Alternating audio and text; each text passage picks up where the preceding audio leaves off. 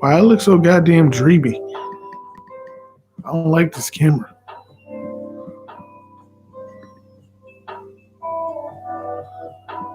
The fuck?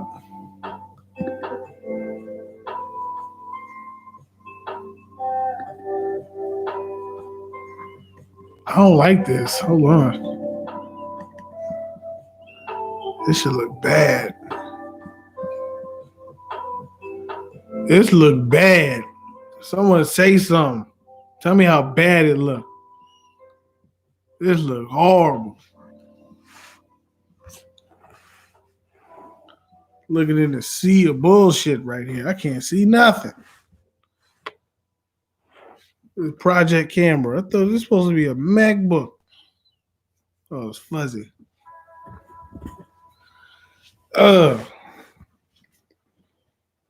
Do something about the lighting in this bed.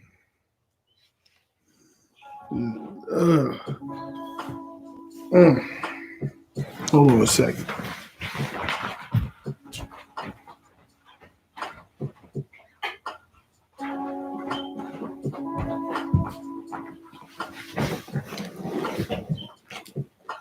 What's going on, y'all? I'm actually redoing this. This is actually my second time doing this. Welcome, ladies and gentlemen, niggas and niggettes. Welcome.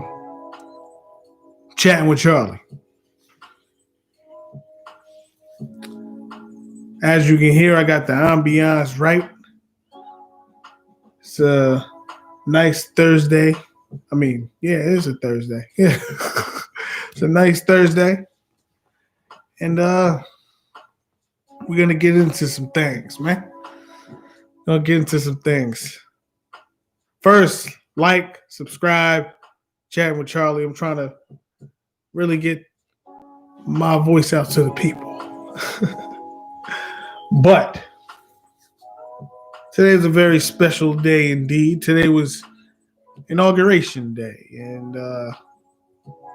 today was pretty much a day of celebration. Not so much because Biden's in office, it's because of who obviously left the fucking Oval Office. The butthole lip tangerine and tweets himself. Donald Stump. Yes. And call me controversial for saying this, but I actually believe him being president was good for America in a weird way, in that because of his bigoted ass, America got to really truly look itself in the mirror. You know, it all started with Charlottesville. Mind you, Charlottesville, August 11th, that's my birthday. August 11th, 2017. My 28th birthday was Charlottesville. My fiance happened to take me to see Dave Chappelle that night, Radio City. And then he talk about it. But the fact that was his first, that was like his first 8 months in office, man. That was August of that year. That was 8 months into his first term. An only term. First year. Talking about a man who was a one-term president who was impeached twice. And you're talking about a man who bragged about grabbing pussy. You're talking about a man who is a misogynist, a racist, all them is that motherfucker. And he was the leader of the quote-unquote free world for the last 4 years. And look where that's got us. You know, I'm not gonna sit here and say, "Oh yeah, Joe Biden," because at the end of the day, he did call black people super predators, and I'm not one to ever forget that. Sorry, but racism is at least going back to normal, so I can respect that. But all jokes aside, it was good to see Kamala Harris get sworn in, because the black woman is the most disrespected human being on this planet, bar none. Most unprotected human being on this planet, bar none. But what they don't tell you is that the black woman is probably the most educated, bar none. So, shout out to black female. No, I'm sorry, that sounded dumb. Black girl magic, nigga. Shout out to that. That sounded much better. Black girl magic. But this is Chatting with Charlie, and this is a sports talk. So I got some of the politics out the way. So let's talk about these sports, man. That's all I'm going to talk about, man. So let me switch hats. Wow. Brooklyn, we go hard. We go hard. Yeah, nigga. Yeah. But the Nets debuted the big three today. Kyrie, KD, and the big. They came together. Kyrie came back after his long sabbatical. And as a Nets fan, I feel no way about Kyrie taking his time off, man, because at the end of the day, if your mind ain't right, you ain't right. And he doesn't owe us anything. He doesn't owe the fans an explanation. He doesn't owe the media an explanation. The only people we truly need to explain shit to is his teammates, who he go to war with, and the front office and the coaches who he plays for, and the front office who pays his checks. That counts.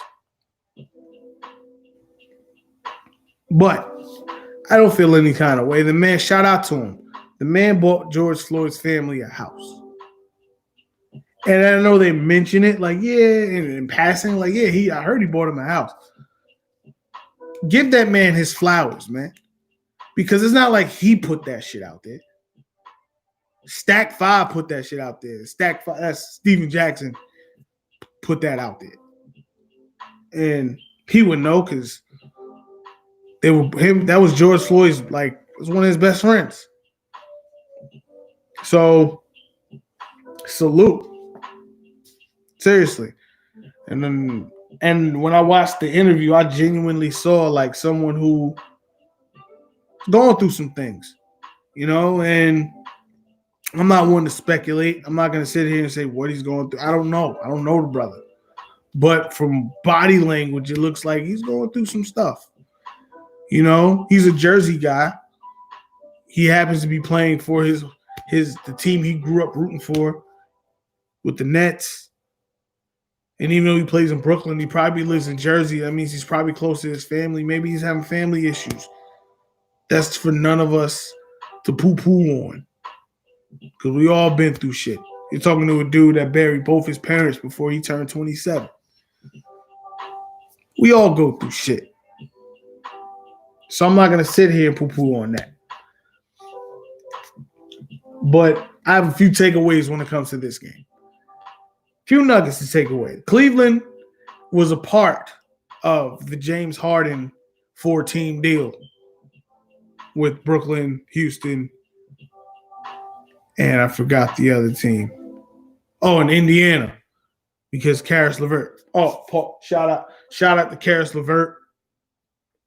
He found a mass I don't know if it's in his kidney or something.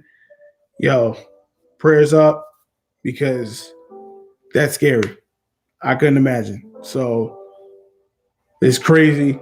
The trade probably saved his life, because when you get traded, you got to take a physical. He probably could have collapsed or something playing basketball, or something could have happened. So Prayers up to Karis LeVert because health is wealth, man. And if you ain't got it, you can't afford shit. So, but where'd I go with before I got on with that? Oh, Cleveland was a part of the deal. Cleveland has Jared Allen.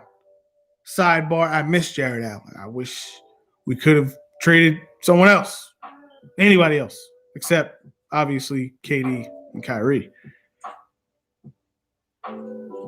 and Joe Harris. We got to keep DeAndre Jordan's fucking fossilized ass, but whatever. It is what it is. He played all right tonight, actually, DeAndre Jordan. But I miss J.A. the Fro Man. But J.A. the Fro Man came in inspired. He's blocking shots. He was getting boards. He's hitting middies. Like, he came inspired. And then Taurean Prince hit a clutch three. But my biggest takeaway, well, two biggest takeaways. One, I like the fact that I saw James Harden on the point and Kyrie playing off the ball. Because as good as Kyrie is at handling the ball, James Harden is almost as good as a ball handler, but he's a way better playmaker. And more of a willing playmaker. More of a willing passer. There are times I watch Kyrie and I'm like, yo, my man, you got James wide open. Pass the ball. But he won't pass the ball. So maybe Kyrie needs to be off the ball. Because that's how he is. When he played with Bron, he played off the ball. He was like, yo, go get buckets. That's what he does. Kyrie gets buckets. KD gets buckets. James gets buckets and assists. That's what they do. But the thing is, here's my takeaway. My takeaway was, one, Taurean Prince and Jared Allen playing inspired basketball. Two, Colin Sexton had to play the game of his fucking life to beat us. And a third takeaway, and this is the most important takeaway. We didn't really start playing basketball until the fourth quarter. I'm going to say it again. We didn't really start playing basketball until the fourth quarter. We were down like 9, 10 points, 11 points, whatever. And then we just came down the stretch and said, okay, we're going to close it up. Now, defensively, like I said, Colin Sexton had a game of his life. Like, Kyrie was all over him. Kyrie didn't play bad defense on Colin Sexton. Colin Sexton was just hot. He was hot. And it burnt us. What can I say? But it's only their first game together. Another takeaway is that when they really want to buckle down defensively, they could. When they really want to buckle down defensively, they could. And I like Kevin Durant playing the 5. I like that. I like when he's playing small ball 5. I do. Because he's 7 feet tall at the end of the day. And he had like 2 block shots. 2 or 4. I think he had 4 block shots, if I'm not mistaken. But either way, he showed ability on that side of the floor. So I'm not really worried. It's only their first game together. It's only James Harden's third game in a Brooklyn uniform. I'm not mad, man. I'm not worried about it. We still coming out of these. And it's not even close. So, book it. Whatever. I don't care. It is what it is. So, let me switch gears. Sorry.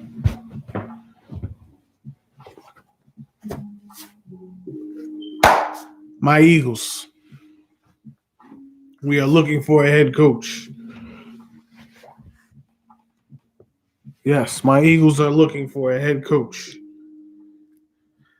And they're setting their sights on Josh McDaniels. Don't know if I like it.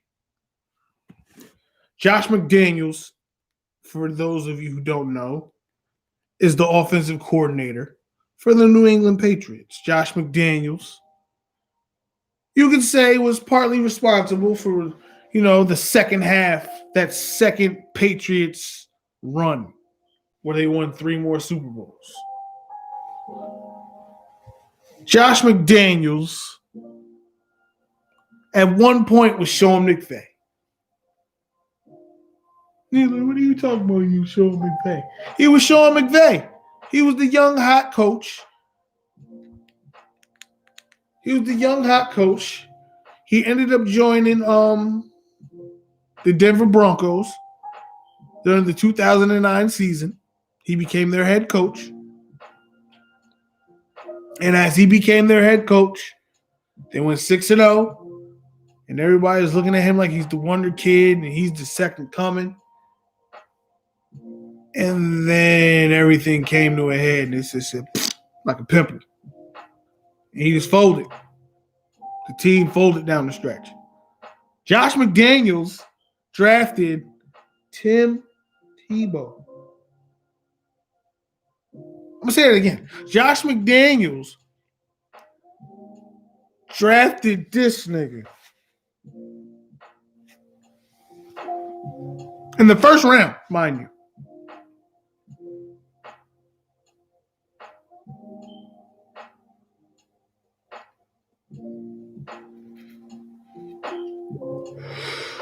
In the first round, he drafted him. That's not smart. Especially when you consider the fact that that man is not even in the league anymore. So, fast forward. He joins New England, wins a few Super Bowls. He's calling plays for Bill Belichick in that offense and stuff like that for Tom Brady. Cool. He gets another head coaching opportunity. Well, guess who? The Indianapolis Colts.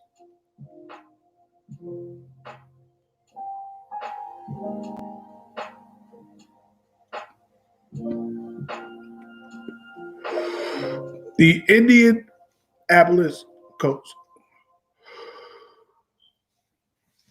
That's right. Those Indianapolis Colts said, hey, we want you, Josh McDaniels, to be our head coach. We believe in you. We like what you we love your schematics.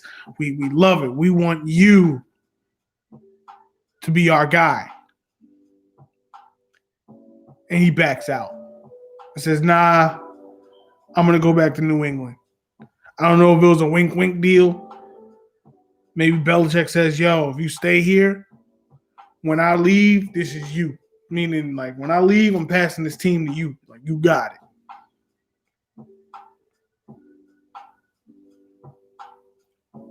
Well, he didn't take the job. And it ended up fucking us in the end because we lost Frank Reich, the Carson Wentz whisperer.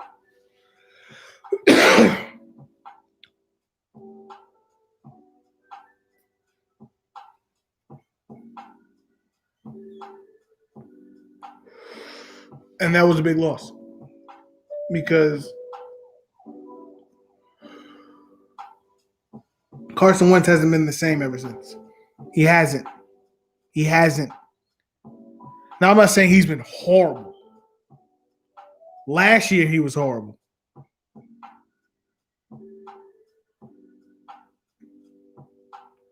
I didn't even think we should have fired Doug Peterson. You don't fire the only coach that wins us a Super Bowl. That's like getting rid of the girl who sucked your dick the best. Like, you don't do that. Now, obviously, I'm a married man. I'm just saying, if your wife does it, if that's a woman that does it for you, you wife her. You do that. But all fucked up jokes aside, you don't do that. You fired the only guy, brought us to the big dance. You got rid of the only woman that made us happy. The only woman that made us happy, you got rid of her. Good job. Now you're trying to replace her with this side bitch who don't want to commit to nobody. Trying to turn a hoe to a housewife, nigga. Like, come on, man. But it is what it is. My thing is we need to fire Howie Roseman, or at least not have Howie Roseman drafting players. How was Howie Roseman that drafted J.J. Arcega-Whiteside instead of DK Metcalf? It was Howie Roseman that drafted Jalen Reagor instead of Justin Jefferson. It was now, granted, it was a good pick because Jalen Hurts played well, but I still don't agree that we should have drafted that motherfucker in the second round. Not when you consider all the holes that we actually had on the team or have on this team.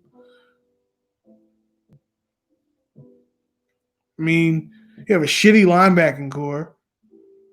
Our secondary is Swiss cheese. Moldy Swiss cheese at that.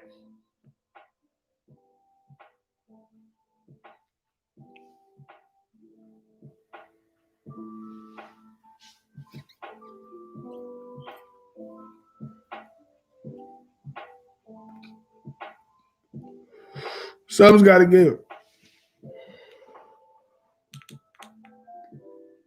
Something's got to give. So that's all I have to say on that. Because at the end of the day, if you got the person picking the groceries, the person that's picking the groceries and the person who's cooking the food, if they can't coexist, you're going to have a shitty fucking meal.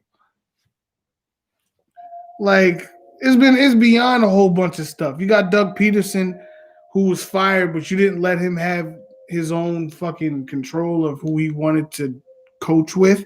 Now, granted, he wanted to pick Press Taylor.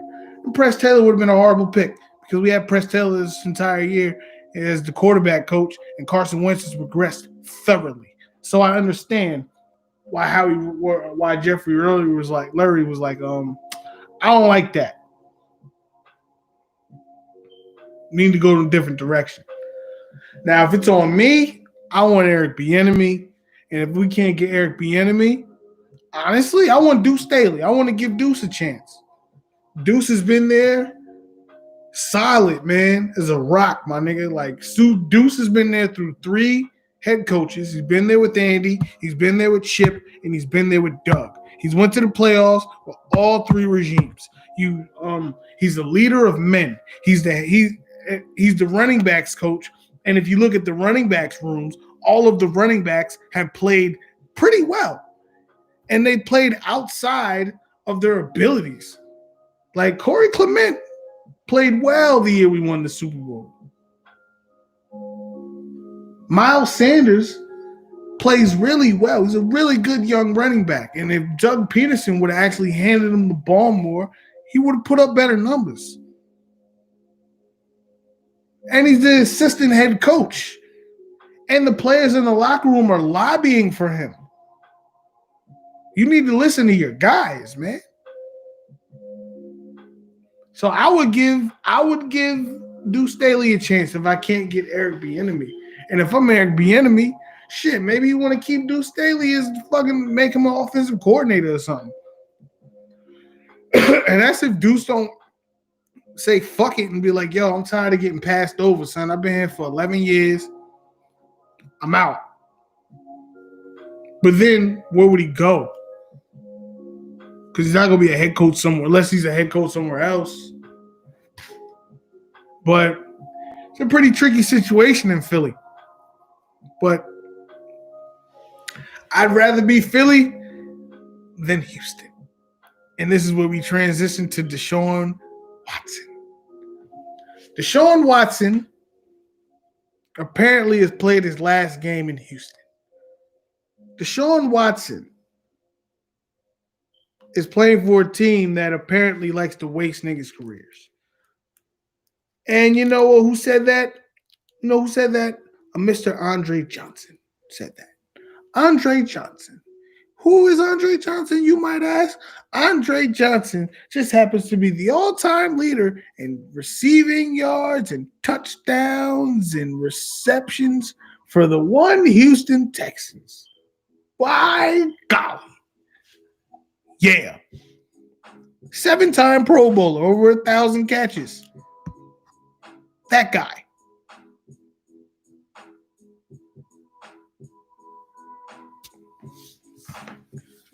Says, yo, they waste careers. And I believe it because they wasted his. I bet you some of you motherfuckers watching this, or the one person watching this, doesn't even know, didn't even know who that person was. They probably thought I was talking about a nigga that we all knew named Andre Johnson.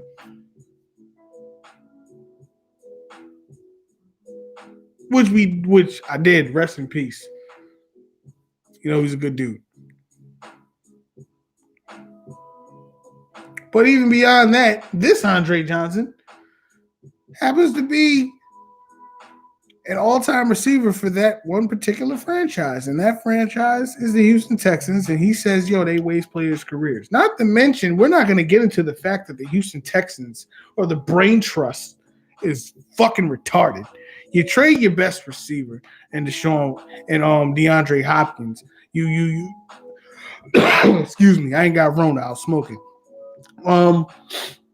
You trade for Laramie Tunsil, you're trading all your first round picks to try to go for it, and it keeps shooting you in the foot. Like, come on. So at the end of the day, oh, and I didn't even mention the fucking racism, the racist organization that you guys are. So when the whole Colin Kaepernick situation was going down, and the whole Black Lives Matter shit's going down, the team owner's gonna say, yo, we can't let what did he say? He said, and I quote, we can't let the inmates run the prison. Likening yourself to a warden and these brothers to prisoners. That's a tid. You pretty much said, yo, I'm a slave master and these my niggas. So if I'm Deshaun Watson, not just as a quarterback because I want to win, but as a black man, I'm getting the fuck out of there. Now, where should he go, you might ask? Now it gets fun.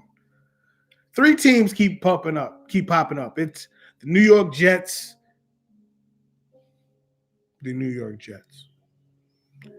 San Francisco 49ers, and the Miami Dolphins. You could just take the Jets out, in my opinion, because why would Deshaun Watson go from one dumpster fire to a historical dumpster fire? Like, the Jets have been garbage my entire life. If you take away, let me see, 98, where they went to the AFC Championship game, but then they lost to Elway. If you take away the Rex Ryan years, they've been garbage, man. And I feel sorry for them. Oh my God, I feel sorry for the Jets. Shout out to Joe, my man Twin. It's my brother right there. Shout out to Ob. It's my brother right there. They're both diehard Jets fans, man. Diehards. I remember Abdel being in my basement. We're watching the playoff game in 2004 for the 2004 season. And they're going against the Steelers. And I watched one Mr. Doug Bryan miss 3 field goals that could have kicked them to the AFC Championship game. Now, granted, they would have got washed by New England, but they still could have been a chance, you know what I mean? But I feel sorry for the Jets. And if you take away those years, those couple of years they do make the playoffs, where they're just one and done, they're just garbage, man. I feel sorry for them. I really do. Joe Namath got to die. Maybe somebody got to put a hit out on Joe Namath, you know, because he did sell his soul to the devil and said, yo, if I win this Super Bowl, let me win the Super Bowl. The Jets won't get shit for the rest of my life. So maybe one of y'all niggas need to smother him in his sleep or something. I don't know. But so you can take Jets out.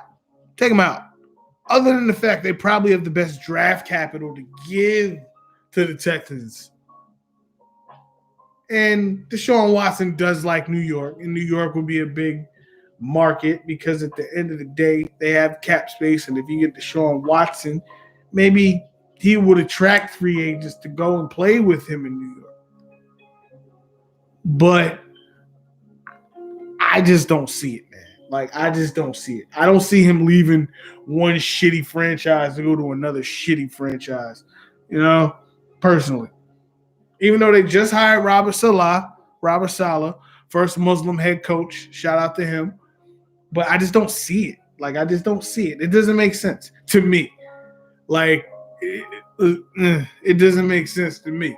It'll be like going, to the Clippers. It'll be like being on the Clippers in like the 90s or like the early 2000s and then getting traded to like the Charlotte Bobcats. It's just like, it's just, why do that? You're going to suck. I might as well suck over here. Like, Houston got good wings and good strip clubs, but James Harden is out. Houston had it bad. Between y'all niggas cheating in the World Series and James Harden coming to want to play with some real niggas in Brooklyn. And Deshaun Watson, y'all just got it bad, man. Y'all got it bad. And I heard there's a hotbed of Rona in that bitch. But we're gonna go to another topic, and this is my final topic. The final topic, y'all. 30 minutes in. Shout out to y'all who've been fucking with me. Like, subscribe. I'm really just trying to, to speak my piece, man. I'm a sports geek. I'm a sports geek. But this just doesn't just cross sports. This crosses into realms of decency as a human being. Now, this story, I'm addressing the New York Mets GM, Mr. Jared Porter, the former New York Mets GM for the MLB squad, the New York Mets. Former GM, Mr. Jared Porter, did something unthinkable, something undespicable. First of all, this is what he did. This creepy motherfucker is going to send this woman 63 unanswered text messages. I'm going to say that again. This motherfucker going to send 63 unanswered text messages to a woman, to a female reporter. But still, 63 unanswered. Nigga, I'm the type of dude, if she don't answer after that first text, and this is what I'm thinking. If she don't answer after that first text, I'm leaving her alone. Because I'm not that creepy nigga. That's not me.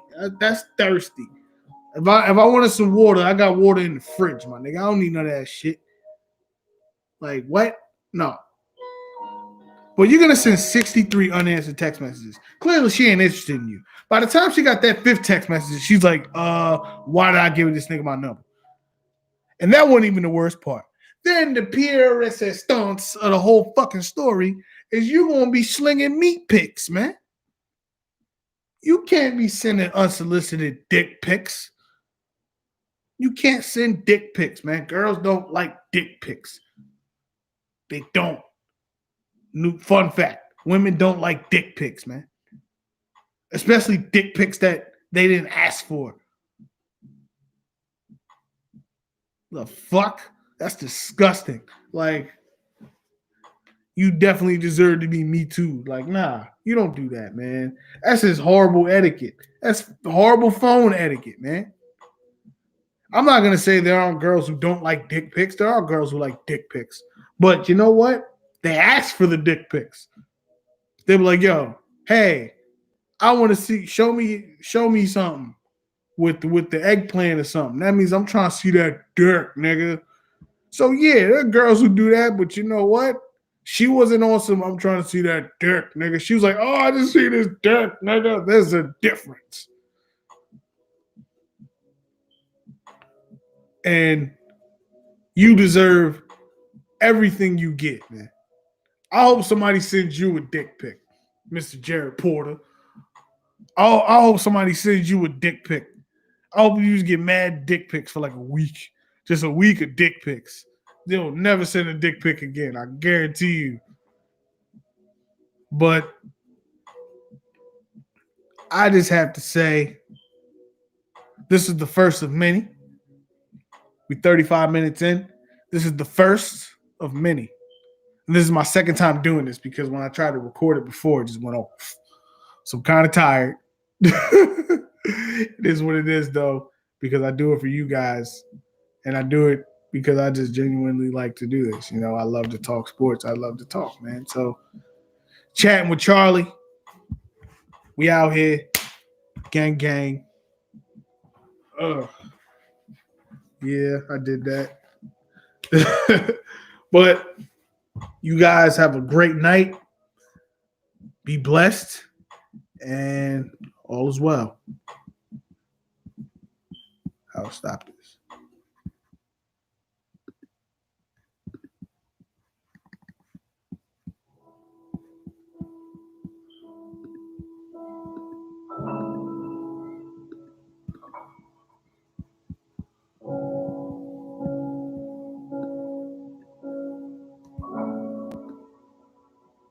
What the hell?